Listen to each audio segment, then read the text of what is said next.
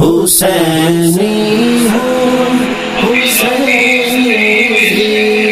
رہوں گا آخری دم تک حسینی ہوں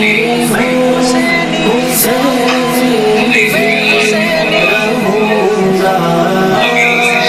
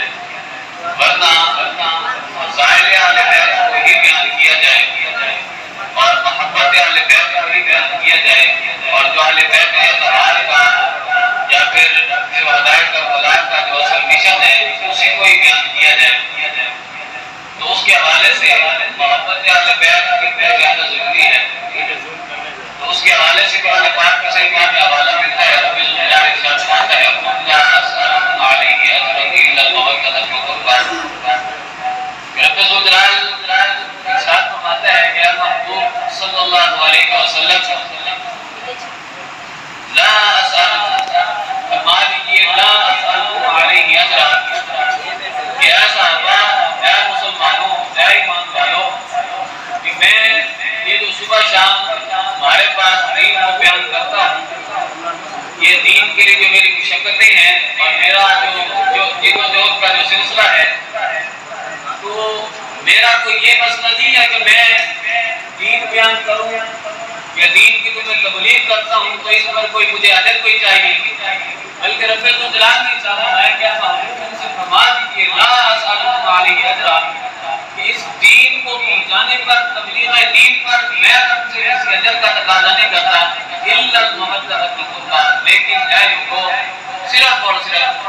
اس کے بدلے میں تم سے ایک ہی چیز چاہیے، وہ کیا ہے؟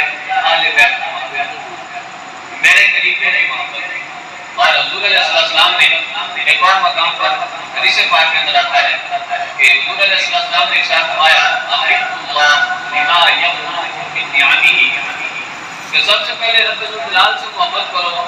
وجہ یہ ہے کہ لما یمنعکم من نعمہ، کہ رب الجلال کو صبح شام کھلاتا ہے. رب الجلال کی نعمتوں کا، رب الجلال کی جتنی تمہارے اوپر رحمتیں ہیں اور نعمتیں ہیں، جتنی نوازشیں ہیں، تم ان کا حقیقی طور پر شکر ادا نہیں کر سکتے، لیکن پھر بھی صبح شام رب الجلال تمہیں رزق عطا فرماتا ہے، تو اس وجہ سے تم رب الجلال سے محبت کرو.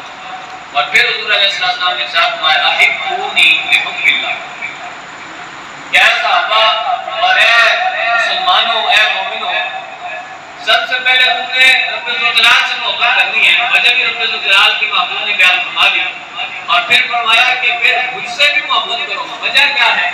وجہ یہ ہے کہ رب الجلال کی محبت کرو، لحب اللہ، مجھ سے بھی محبت کرو. وجہ کیا بیان فرمائی؟ لحب اللہ، اس وجہ سے کہ تمہارا رب بھی مجھ سے محبت کرتا ہے، کیونکہ رب الجلال کا میں محبوب ہوں. جب تمہارا رب مجھ سے محبت کرتا ہے تو تم بھی محبت کرو. اور پھر آخر میں ارشاد فرمایا احبوا اہل بیت، کیا میرے صحابہ، اے اسلام والوں، اے مومنوں، کہ سب سے پہلے تم نے رب الجلال سے محبت کرنی ہے، پھر مجھ سے محبت کرنی ہے، اور پھر اس کے بعد میں کہ اہل بیت سے بھی محبت کرو. وجہ کیا ہے؟ کیونکہ میری محبت، جو میری محبت رکھتا ہے وہ اہل بیت کی محبت رکھے گا. تو یہاں سے ہمیں بالکل سمجھ آ گیا کہ حضور علیہ السلام کی اہل بیت سے جب ہم نے محبت رکھنی ہے تو اس کی کوئی وجہ ان کی ذات نہیں ہے، ان کی اپنے نفوس قدسیہ نہیں ہے، بلکہ اہل بیت سے محبت کرنے کی وجہ جو حضور علیہ السلام نے بیان فرمائی وہ صرف اور صرف کیا تھی؟ نسبت رسول علیہ السلام.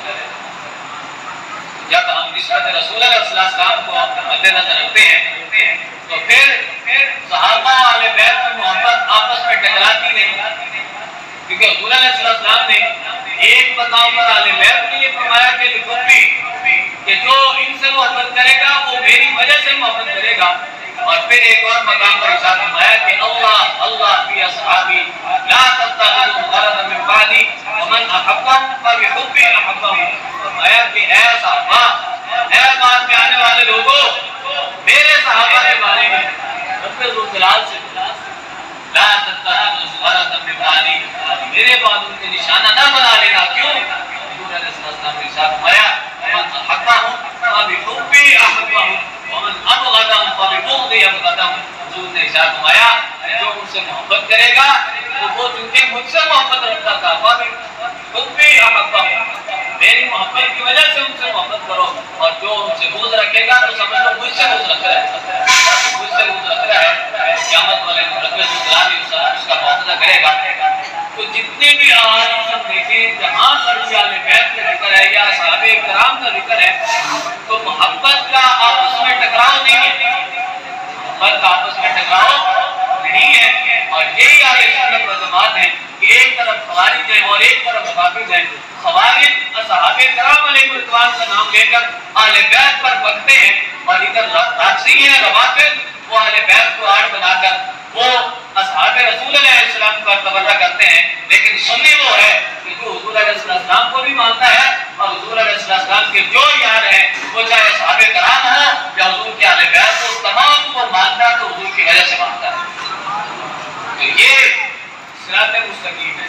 جب ہم اس صراط مستقیم پر آئیں گے تو پھر دو محبتیں آپس میں ٹکرائیں گی.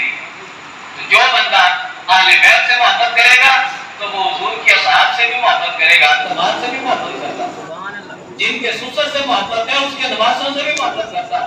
اور ادھر پھر فرمانے لگے کہ اگر کوئی بندہ حضرت علی کا نام تو سنے، علی علی تو کرے، لیکن صدیق اکبر کے نام سے جلے تو پھر اس کی من میں محبت حضور کی وجہ سے نہیں، نسبت رسول کا اس نے پاس نہیں رکھا، بلکہ اس کی محبت تھی تو حضرت علی سے کیوں تھی؟ ابو طالب کا بیٹا سمجھ کر اس نے محبت کی. کیونکہ اگر حضور کی وجہ سے محبت کرتا تو جن کے داماد سے محبت کرتا ہے تو ان کے یار غار سے بھی محبت کرتا. تو یہ اعلیٰ حضرت نے بیان فرما کر ارشاد فرمایا کہ جب ہم نسبت رسول علیہ السلام کی وجہ سے جب اصحاب سے محبت کریں گے، اہل بیت سے محبت کریں گے، تو پھر محبتوں کا آپس میں ٹکراؤ نہیں آئے گا. پھر کوئی بھی اہل بیت کی محبت کو بیان کرتے ہوئے، اہل بیت کا ذکر کرتے ہوئے صحابہ پر نہیں تبرہ کرے گا، اور نہ ہی کوئی بندہ جب اہل بیت مطلب ہے کہ صحابہ کرام علیہ رضوان کا ذکر کرے گا، اور نہ ہی وہ جب صحابہ کا ذکر کرتے ہوئے وہ اہل بیت پر تبرہ نہیں کرے گا. تو یہ بنیادی طور پر ہمیں سمجھنا چاہیے کہ اہل بیت کی محبت وہ ایک شرعی فریضہ ہے، اور ساتھ ساتھ اصحاب کرام علیہ رضوان کی محبت بھی ہم پر فرض ہے، کیونکہ حضور علیہ السلام نے کئی مقامات پر ارشاد فرمایا، اصحاب رسول اللہ علیہ وسلم کی بھی محبت کو بیان فرمایا اور اہل بیت کی محبت کو بھی بیان فرمایا. حضور کے اہل بیت کا کیونکہ تذکرہ کر رہا ہے تو حضور علیہ السلام کی حدیث پاک ہے مستدرک الحاکم کے اندر حضور علیہ السلام نے ارشاد فرمایا، کوئی بندہ عابد ہو، نیک ہو، عبادت گزار ہو، اور پھر وہ پیدل سفر کر کے جائے مکہ مکرمہ، اور عجم سے ہو، عرب سے بھی نہ ہو، اور جائے بھی پیدل، اور جائے بھی حتیم کعبہ کے اندر جا کر کھڑا ہو، اور وہ بھی روزے کی حالت سے، حضور علیہ السلام نے ارشاد فرمایا اگرچہ وہ پیدل چل کر گیا ہے، اگرچہ وہ حتیم کعبہ میں کھڑا ہے، اگرچہ وہ روزے دار ہے، لیکن وہاں پر کھڑا ہو کر وہ عبادت کرتا ہے اور سینے کے اندر بغض اہل بیت ہے. رب جلال کے محبوب نے ارشاد فرمایا کہ اگرچہ وہ کتنا سفر کر کے آیا، اگرچہ روزے دار ہے، اگرچہ حتیم کعبہ کے اندر ہے، لیکن پھر بھی اس کی عبادت قبول نہیں ہوگی. عبادت قبول کیوں نہیں ہوگی؟ کیونکہ وہ اہل بیت سے محبت ہی کرتا. اور اگر ہم اہل بیت سے محبت بھی کریں تو محبت کا تقاضا کیا ہے؟ محبت کا تقاضا یہ ہے کہ جو محبت ہوتی ہے نہ تو اس کے اندر افراط ہوتا ہے اور نہ ہی تفریط ہوتا ہے. کیونکہ حضرت امام حسن رضا وہ فرماتے ہیں حسن سنی ہے پھر افراط و تفریط اس سے کیوں کرو؟ یعنی جب ہم سنی ہیں، اہل سنت کا شعار ہی صراط مستقیم ہے، نہ تو یہ افراط والے ہیں اور نہ ہی تفریط والے ہیں، نہ تو حد سے بڑھ کر اہل بیت کی محبت بیان کرتے ہیں. یعنی حد سے بڑھ کر بیان کرنے کا مطلب کیا ہے؟ حد سے بڑھ کر بیان کرنے کا مطلب یہ ہے کہ صحابہ کی شان میں بکنا، اہل بیت کی شان بیان کرتے ہوئے اہل بیت کی شان کو انبیاء سے بھی افضل قرار دینا، اور پھر اہل بیت کو باقاعدہ معصوم مان لینا، اور پھر اہل بیت اطہار کے جو ائمہ کرام ہیں ان کو نبیوں کے مرتبے پر مان لینا. یہ ہے محبت کے اندر افراد. اور تفریط کیا ہے؟ تفریط یہ ہے کہ بندہ کہہ دے کہ یہ جو جنگ تھی وہ دو شہزادوں کی جنگ تھی، اور پھر اہل بیت پر حضرت امام حسین پر تان کرتے ہوئے وہ یزید کو رضی اللہ تعالیٰ عنہ گئے. تو یہ ہے افراط، یہ تفریط ہے. ایک ہے افراط اور ایک تفریط، اور افراط اور تفریط کے درمیان جو راستہ نکلتا ہے وہ اہل سنت و جماعت کا ہے. اہل سنت کا کیا نظریہ ہے؟ اہل سنت کا نظریہ یہ ہے کہ نہ تو وہ اہل بیت سے محبت حد سے بڑھ کر کرتے ہیں، یعنی جو شریعت سے بھی تجاوز کرتے ہیں، یعنی ایسی محبت جو شریعت کے اندر جائز نہیں ہے وہ ہم اس محبت کے قائل نہیں ہیں، اور نہ ہی ہم اہل بیت کی شان کو گھٹا کر بیان کرتے ہیں، بلکہ ہم ان کو مانتے ہیں، اہل بیت کو مانتے ہیں تو نسبت رسول علیہ السلام کی وجہ سے، اور اگر ہم صحابہ کرام علیہ رضوان کو مانتے ہیں تو وہ بھی نسبت رسول علیہ السلام کی وجہ سے.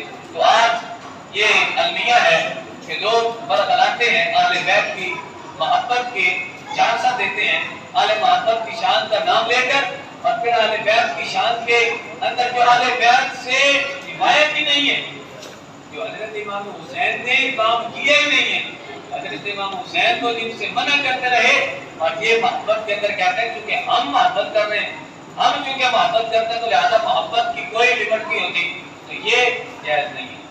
تو آج ہمارے لیے یہ سمجھنے کی ضرورت ہے جب ہم اہل سنت و جماعت ہیں تو ہمارے لیے یہ لازم ہے کہ ہم اہل بیت کی جب محبت کو بیان کریں تو کبھی بھی ہمارے ذہن میں صحابہ کے بارے میں تان نہ آئے.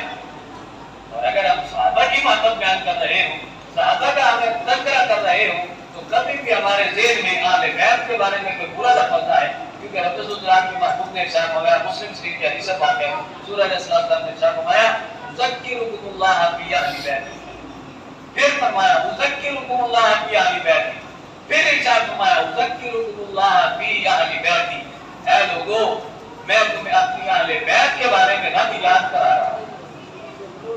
کیا مطلب؟ رب یاد کرا رہا ہوں مطلب یہ ہے کہ اے لوگوں، اے مجھے ماننے والوں، اے میرا کلمہ پڑھنے والوں، جب اہل بیت کا، میری اہل بیت کا جب تم تذکرہ کرنا تو رب سے کرنا، رب کو یاد کرنا۔ کہیں کوئی چھوٹا سا جملہ جس سے گستاخی کا شائبہ بھی نکلتا ہو، کبھی بھی اہل بیت کی شان میں وہ نہ بدلنا۔ ادھر اہل بیت کی شان کے بارے میں حضور نے ارشاد فرمایا اور پھر اصحاب کی شان کے بارے میں حضور نے ارشاد فرمایا اتقوا اللہ، ادھر فرمایا اذکرکم اللہ، ادھر فرمایا اتقوا اللہ، اللہ سے ڈرو، اور یہاں پر فرمایا اللہ کو یاد کرو۔ لہذا دونوں ثواب، جو بھی ثواب ہیں وہ اہل بیت ہوں یا اصحاب رسول ہوں، تمام کو ہم نے ماننا ہے۔ تو کس وجہ سے ماننا ہے کہ حضرت محمد مصطفیٰ صلی اللہ علیہ وسلم کے ہمارے دلوں کے اندر محبت ہے۔ تو اگر ہم کسی ایک سے محبت کریں گے اور دوسرے کو چھوڑ دیں گے، ایک سے محبت کر کے اس کو ہم مدار بنائیں گے دوسرے پر تان کا، تو پھر یہ حقیقی طور پر حضور علیہ السلام سے محبت نہیں ہوگی۔ تو حضور علیہ السلام سے محبت کا تقاضا یہ ہے کہ حضور کے اہل بیت سے بھی محبت رکھی جائے اور حضور کے صحابہ کرام علیہ رضوان سے بھی محبت رکھی جائے۔ اعلیٰ حضرت نے کیا فرمایا؟ آپ نے فرمایا کہ اہل سنت کا ہے بیڑا پار صحابہ حضور، اہل سنت کا ہے بیڑا پار صحابہ حضور، نجم ہے اور ناؤ ہے حضرت رسول اللہ کی۔ اور یہ باقاعدہ اعلیٰ حضرت نے ترجمہ فرمایا ہے، اعلیٰ حضرت نے ترجمہ فرمایا حدیث پاک کا، اور حدیث پاک کے اندر کیا ملتا ہے؟ حضور علیہ السلام نے ارشاد فرمایا کہ میری اہل بیت جو ہے وہ ایک کشتی کی مانند ہے اور میرے جو اصحاب ہیں وہ ستاروں کی مانند ہیں۔ تو پہلے زمانوں کے اندر اگر کسی نے کشتی پر سفر کرنا ہوتا تو اگر اس کو ستارے نظر نہ آتے، ستاروں کی اس کو پہچان نہ ہوتی تو وہ گم ہو جاتا تھا۔ تو اس وجہ سے اعلیٰ نے فرمایا اہل سنت کا ہے بیڑا پار صحابہ حضور، اہل سنت کا بیڑا پار ہی اس وجہ سے ہے کہ صحابہ حضور ہمارے لیے نجم ہے، ستاروں کی مانند ہے، اور حضور کی اہل بیت ہمارے لیے کشتی کی مانند ہے۔ تو آج ہمارے لیے یہ ضروری ہے کہ حضور کی اہل بیت کو کشتی کی طرح مان کر اور حضور کے اصحاب کو ستاروں کی طرح مان کر ہم صراط مستقیم پر چلیں، نہ ہم دائیں دیکھیں نہ بائیں دیکھیں، بلکہ ہم اسی کو مانیں جو ہمیں ہمارے اکابر نے بتایا ہے یا پھر جو قرآن و حدیث سے ہمیں سبق ملتا ہے۔ بارک رب